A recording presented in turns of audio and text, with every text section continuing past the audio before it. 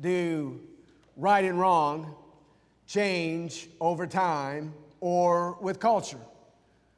The world seems to think so. But what does God say? Let's talk about it. There was a man who checked into the hospital on one occasion, and he was having surgery, and it was a pretty simple surgery, but he was still angry about it and quite anxious about it. The bottom line is, this man was not a very nice person. As my grandmother would say, he was downright ornery, and no one liked to be around him. I mean, even his own family had a hard time being around him, but doctors and nurses would avoid him like the plague. Well, he came through his surgery and did just fine. The doctor said he would. Everything was okay. But as he was waking up from his surgery, he noticed that someone had closed the blinds on his window, and he didn't want the blinds on his window closed. So he rang for the nurse, and in came running this Freed Hardeman graduate from the nursing school, who was his nurse. And he barked at her and said, "Who told you to close the blinds on my window? I didn't want those blinds closed. I want those blinds opened right now, and I don't want them ever closed unless I tell you to close them. Do you understand?" I'm telling you, he was mean. He was just a mean person. She smiled and looked at him and said, "Yes, sir, but next door, there's a vacant lot, and they're burning a lot of trash. We didn't want you to wake up from the surgery, look out that window, and think for some reason the surgery had failed." That was her kind way of saying, you're a mean man. And if you don't straighten up, you're going to go to the bad place. You see, she had a moral compass. He did not. Whatever happened to America's moral compass? You know, it used to be homosexuality. Now it's an alternate lifestyle. It used to be abortion. Now it's a women's fertility rights or body rights, or what's the language, reproductive rights. It used to be that God made them male and female. Now it's pronouns and gender identity. And it used to be corruption was corruption, and embezzlement was embezzlement, and a lie was a lie. Today, it's mistakes were made. Whatever happened to our moral compass? We're not the first people to ever have difficulty telling the difference between right and wrong. In the days of Isaiah, the prophet, he told Israel, God's people, in Isaiah 5, verse 20, "Woe unto them that call evil good and good evil, who put darkness for light and light for darkness, who put bitterness for sweet and sweet for bitter." You see, they had lost their way, and they had somehow lost their moral compass.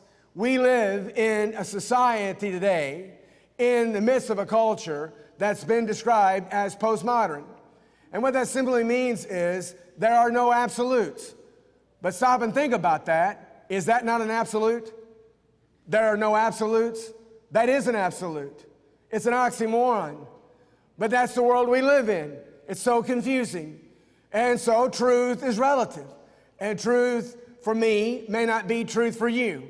Your truth may not be my truth. But I have no right to judge you. And what you feel is your feelings. And they're right. And I have no reason or right to judge those or to condemn you for them. And the same with my feelings. You can't step on my toes either. They're my feelings, and that's my truth, and that's where we stand. It used to be that the verse you heard most often in our world was John 3:16, "For God so loved the world that he gave his only begotten Son, that whosoever believed in him should not perish, but have everlasting life." That's the universal message of the Bible. But today, America's favorite verse is Matthew 7, verse 1. "Judge not, that you be not judged." That's where we are. And so to many in our society, right and wrong do change over time and will change with culture, and so should the church.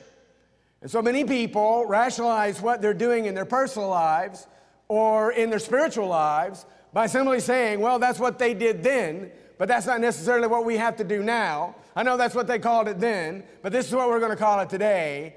And so their justification for their lifestyle or for where they attend services is simply right and wrong do change over time, and right and wrong do change with culture. But is that true? I'm here this afternoon to tell you it's not. That there are absolutes, that there are intrinsic laws, and to God, right and wrong don't change. They never have. And so this afternoon, briefly, from Matthew 19, I'd like to make that observation. This is not meant to be an in-depth study of marriage, divorce, and remarriage. That's not my intention at all. Rather, my intention is to show through this passage how God created marriage from the beginning and how that has not changed. And what God said was right and wrong from the beginning is still right and wrong today. So think with me about 4 different cultures, if you will, 4 different worlds that are given in this one passage. First of all, think about the world of the Jews in Jesus' time. And it's laid out for us in those first 3 verses of Matthew 19. When the Pharisees come to Jesus and they test him. And they're testing him by asking him, is it lawful for a man to divorce his wife for any reason? Now what they're asking is, can I divorce my wife for just any reason and marry someone else if I love that person? If I've fallen out of love with my first wife, may I divorce her and marry someone else that I choose? That's their question. But they're there to test Jesus. This is not an honest inquiry. They're trying to trap him. They're trying to trick him, for him to stumble. They pushed Jesus, thrust Jesus into the midst of a rabbinical debate in their day and time. This was a cultural war that was going on in their time regarding marriage, divorce, and remarriage. There were basically 2 rabbinical camps. There was Rabbi Hillel and Rabbi Shammai. And Rabbi Hillel believed that a man could divorce his wife for any reason and marry another. But Shammai believed differently. He believed, and his rabbis, his followers, also believed that the only reason a man could divorce his wife and marry another was for uncleanness. Well, those are the lines that were drawn. If you've watched The Chosen, if you've watched that series, and this is not a promotion for that, we've watched it. It is better than regular TV. At least it's decent. But if you've watched The Chosen, it's very provocative in some ways. But the truth is, the point I'm trying to make is that in The Chosen, you'll hear those names, Rabbi Hillel and Rabbi Shammai, and their different views. And what they're trying to do with Jesus is, they're trying to put him in the middle of that debate. And so it's like, Jesus, here's what our preachers say. Which preacher do you side with? Where do you come down on these issues? And understand where they put Jesus. He is in an impossible situation. If he sides with Hillel, he's too liberal. If he sides with Shammai, he's too legalistic. He can't win. He understands that, but he's not going to get into that fray. He knows better than that. It is ironic when you look at Hillel and Shammai that they looked at the very same passage in the Old Testament. And their arguments would hinge on one word in Deuteronomy 24, verse 1, and that word is uncleanness. Now, you may be like I am, and maybe it's been a day or two since you read Deuteronomy 24, verses 1 through 4. Let's take the time to read it. It will take only a moment. But this is the passage that they debated, and it goes to show you how preachers can interpret passages and have complete followings based on their interpretations. How some can interpret it properly and some can misinterpret it and mislead a number of people. When we talk about these rabbinical schools, Hillel and Shammai, Hillel might represent one university and Shammai might represent another, and you see how those battle lines are drawn even in the Brotherhood today. Hillel might represent one way a congregation looks at MDR, and Shammai might represent the way another congregation. Why can't we just look at it the same? Why can't we not read the Bible and not be conservative or liberal or just be Christians? Why can't we do that? Well, that's because there are men who impose their interpretations on a passage.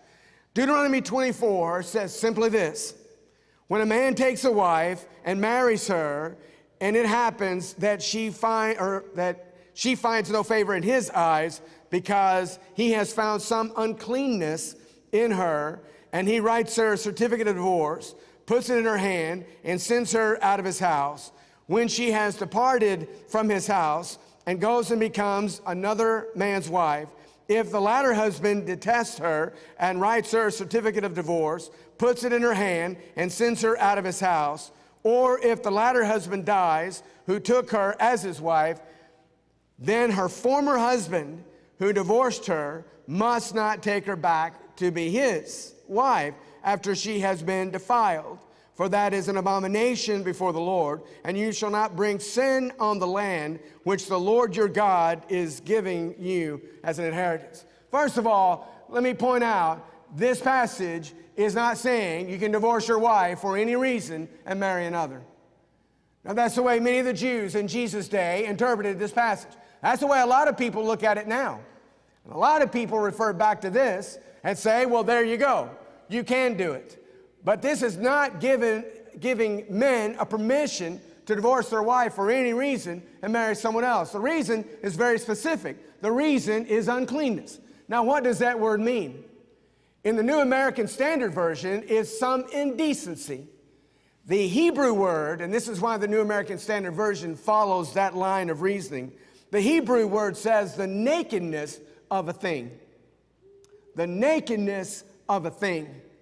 And so what we're talking about here is some inappropriate, immodest, or shameful behavior. Now, could that include adultery? Well, the penalty for adultery was to be stoned. Deuteronomy 22:22. That was an option. But is this possibly an option? Maybe. But you didn't have to do either one. Joseph is a classic example of that. Joseph in the New Testament. Joseph and Mary in Matthew chapter 1, verse 19. You'll remember that Joseph, when he found out that Mary was with child, he understood about babies. And so apparently she's been unfaithful. She hasn't been, of course, but he sees it that way. And he could have had her stoned if he wanted to. It's a betrothal, but it was just as binding as a marriage. He had every legal right to do that. He didn't do it. He had every legal right to give her a certificate of divorce. He didn't do that either. What the Bible says is he put her away privately, quietly. What does that mean? Well, many believe and think that means he didn't bring any charges against her. And if you don't bring any charges against her, and you just walk away from it, which he could, you had the right to do that too. And so there are options that are here, and this is one that the law of Moses permitted. Jesus said Moses wrote this because of the hardness of men's hearts. That's in Matthew 19, verse 8. He gives one definition for uncleanness, and that's marital unfaithfulness. And so when you think about this certificate of divorce for some indecency on the part of his wife, you realize it's not for just any reason. But understand this too about this certificate of divorce. It was something that was legally transacted. It was something that was publicly displayed, or we would say issued, or paper served. Sometimes that language is used too. And this meant that a man couldn't just wake up one morning and his wife burnt the toast and he just kicks her out, and he then has that kind of authority and he just up and divorces her. You can't do that. This is something that has to be done legally, and there has to be a reason. And that reason specified here is uncleanness. And what's more, he couldn't remarry her. And so he needed to think before he divorced her to begin with.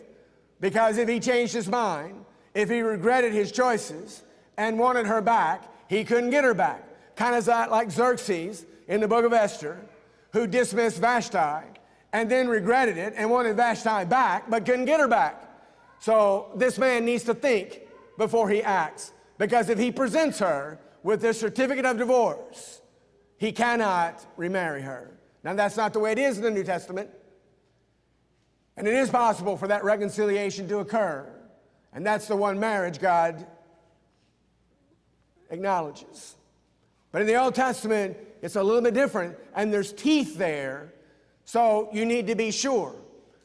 They're trying to put Jesus in the middle of all of this. Okay? Which preacher will Jesus come down with? Which preacher will he side with? And what is his interpretation of the Scripture? Well, he gives it for us as this passage unfolds. But Hillel and Shammai debated this.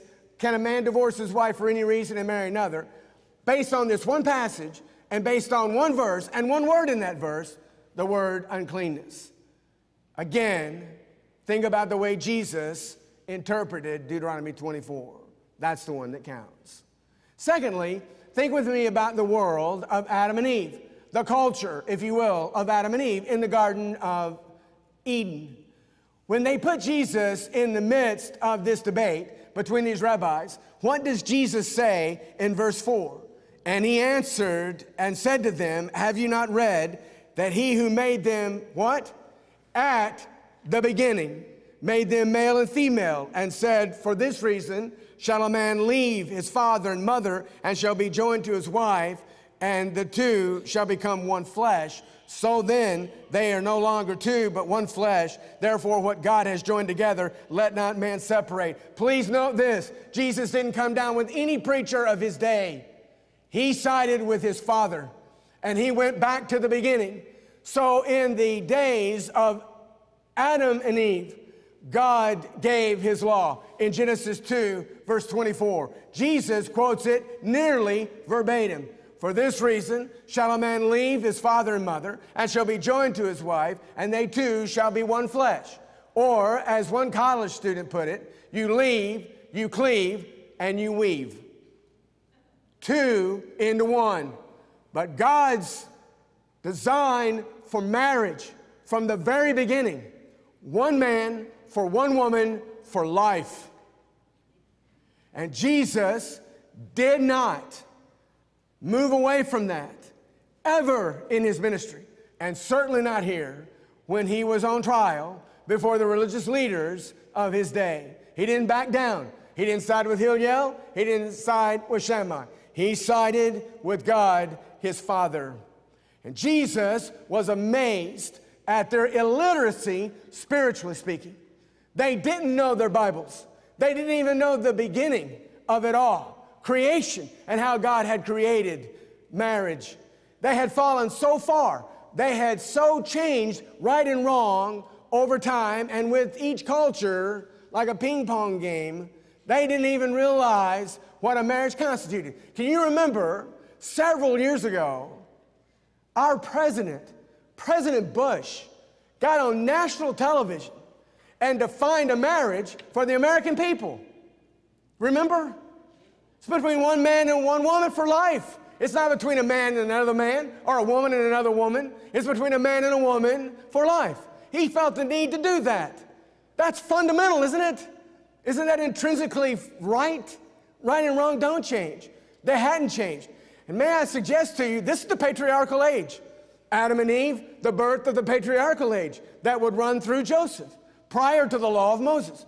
But this was God's law then.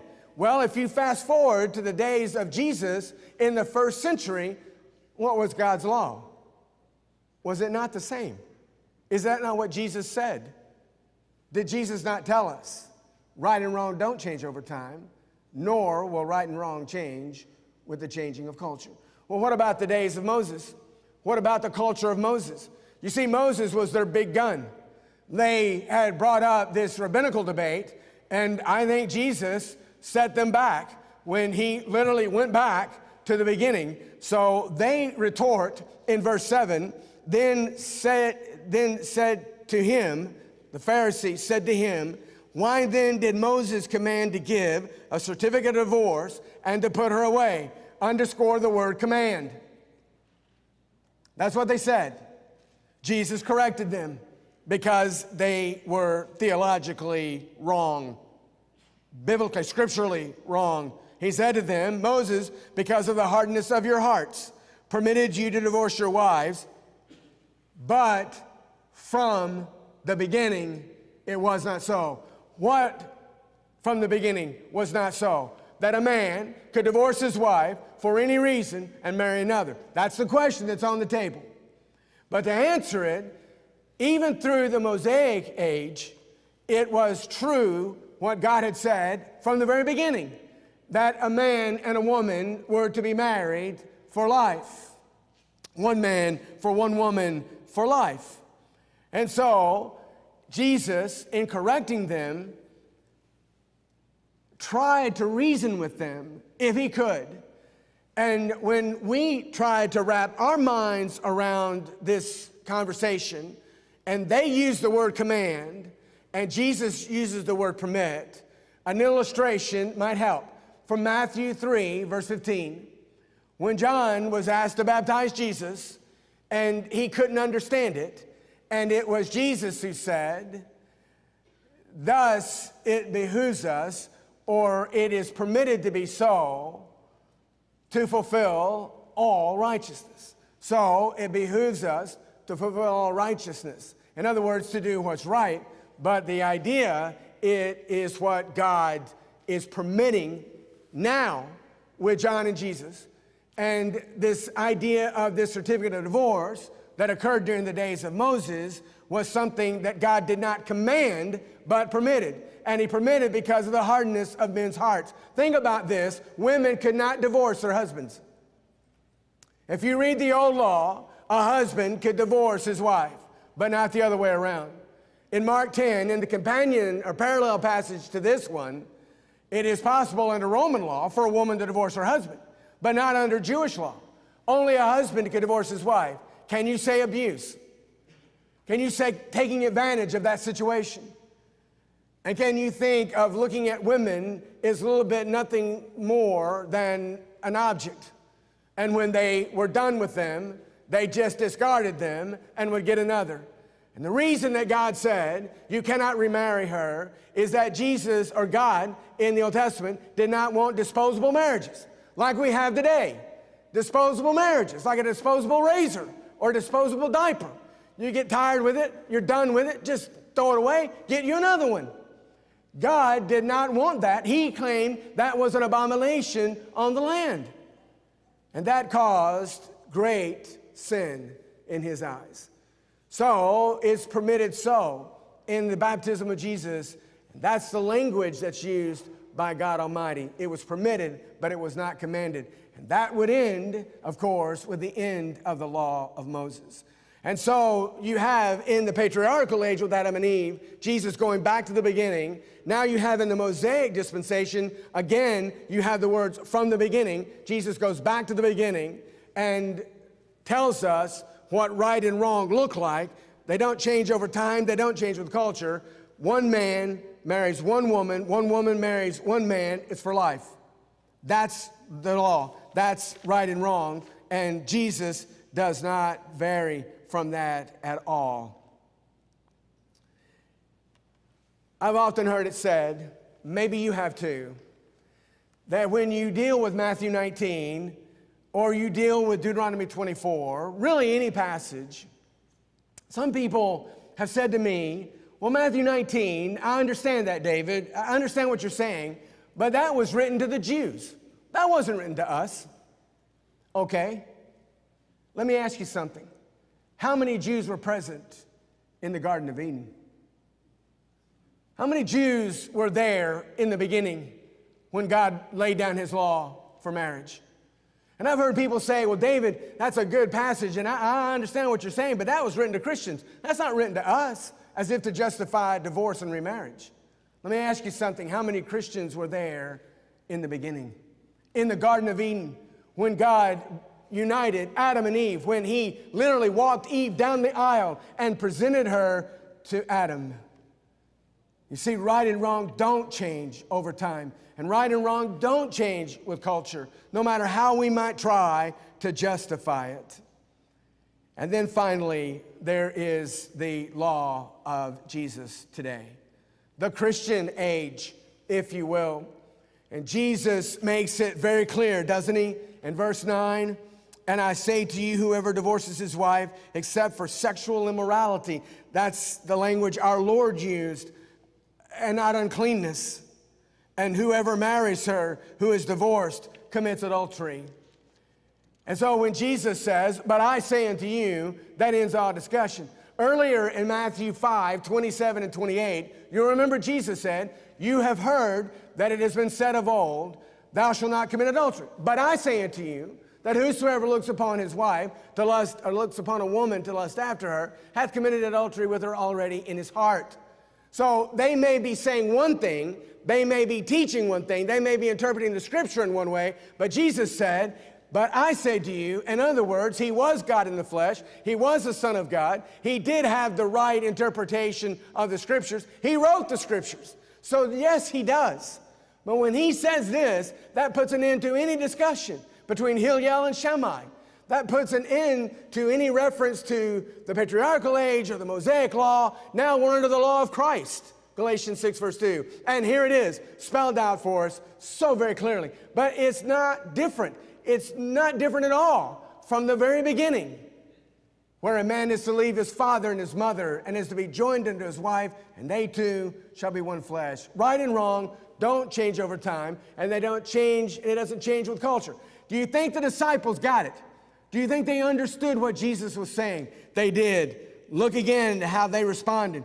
His disciples said to him, if such is the case of the man with his wife, it is better not to marry. That's right. But they lived in a time where marriages didn't last, divorces occurred regularly, and remarriages were just one after another in people's lives. And Jesus said, it's got to end. That's not the way my Father originally created it. Because of the hardness of men's hearts, my Father permitted that certificate of divorce, but not for any reason. It had to be specifically for uncleanness. And so right and wrong have never changed. And the thing that we understand about marriage, and maybe it's hinted at here by the apostles, we better be right when we marry. We better choose wisely. We better pray about it, think about it, and understand it is a lifetime commitment. Right and wrong don't change over time, nor do they change with culture. Our world wants to believe they do, but God says they don't. Now, what do we do with this lesson? In 1996 in Nashville, Tennessee, there was a meeting that occurred of the National Baseball Coaches Association. There were about 4,000 to 5,000 people who were there. Coaches, Little League coaches, high school coaches, college coaches, pro coaches. There were a number of great speakers that were there, but there was one speaker everyone really wanted to hear, John Skilonis. Skilonis had coached for over 40 years at Pepperdine University. He had retired since. He was 78 years old when he spoke that day in 1996. And as he walked to the podium and walked up on the stage, he did so to a rousing ovation. Everyone wanted to hear what he had to say. But as he shuffled his way across the stage, he had a rope tied around his neck, and he had a home plate, a regulation-size home plate hanging around his neck. I mean, just as white as it could be, and it looked so strange, and people thought he's lost his mind. And other people thought, well, what in the world is he going to do with that? He stood up, and he asked his audience, Little League coaches, how wide is home plate? No one said anything for a moment. Finally, someone said 17 inches. And he said, that's right, it's 17 inches. He looked at his high school coaches and asked them, how wide is home plate? 17 inches. College coaches, how wide is home plate? 17 inches. Major league coaches, how wide is home plate? 17 inches.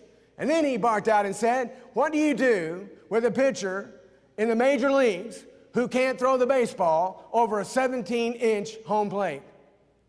You send him back to the minors. What you don't say is, well, if you can't throw it over 17 inches, we'll just make it 18 inches or 19 inches, maybe even better, 20 inches. Do you think you could throw it over that? You don't change the standard. And then he said to his coaches, particularly his high school coaches, let's say your best player is late for practice. Let's say that the night before he was out drinking. The next day, will you let him play? Or will you bench him? Will you widen the plate for him? Will you hold him accountable? And then he took home plate and he turned it around. He took out a Sharpie and he drew a house, complete with a door and windows. He turned it back around toward his audience. He said, this is what's wrong with our homes. We're not holding our children accountable. When they do what is wrong, we don't hold them accountable. And when they break the rules, we don't hold them accountable. What we have done is we've widened the plate. That's what's wrong with our homes. And then he turned it around and he put a flag on top of that house. And he turned it back around and he said, this is what's wrong with our country. There are those who are changing our Constitution routinely. We're not holding them accountable. We're letting them do it. And we're not saying anything. We're not doing anything. We're widening the plate. Turned it around, replaced the flag with a cross, and he said, this is what's wrong with our churches.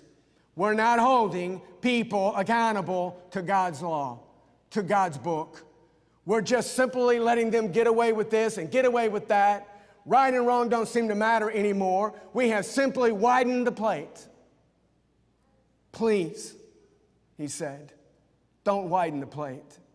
And then he turned that home plate around, and on the other side of the home plate, it's not white, but it's totally dark. And he said, if we continue to widen the plate in this country, this is what's ahead of us. Darkness. Was he right? So 1996. How much have we widened the plate since? Jesus will never widen the plate. Never. He never has. He never will. The standard was set in the beginning, and the standard has survived every age. Patriarchal, Mosaic, into the Christian age. And God won't widen the plate when it comes to the day of judgment. And we haven't obeyed the gospel, or we haven't lived faithfully to Jesus and his church. He will not make an exception for me or you. He will not widen the plate. So don't widen the plate today. We know the standard. We know what's right. We know what's wrong. That hasn't changed. It never will. Why not today? Instead of widening the plate, just do what's right and obey the gospel. And if we can help you in any way, please come while together we stand and sing.